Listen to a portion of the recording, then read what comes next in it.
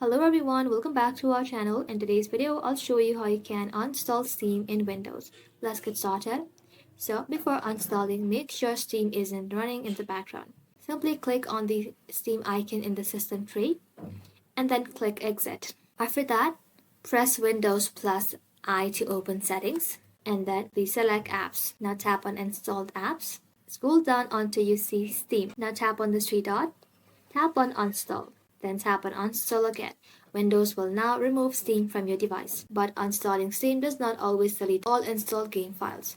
To remove them completely, simply press Windows R in your keyboard and then type in this exact thing, then tap on OK. Now, open up Steam folder if it's still there, and then delete all the folder to free up storage. That's it. You have now successfully uninstalled Steam from Windows. Thank you all for watching. If this video was helpful, leave a like and sub, and I'll see you in the next one.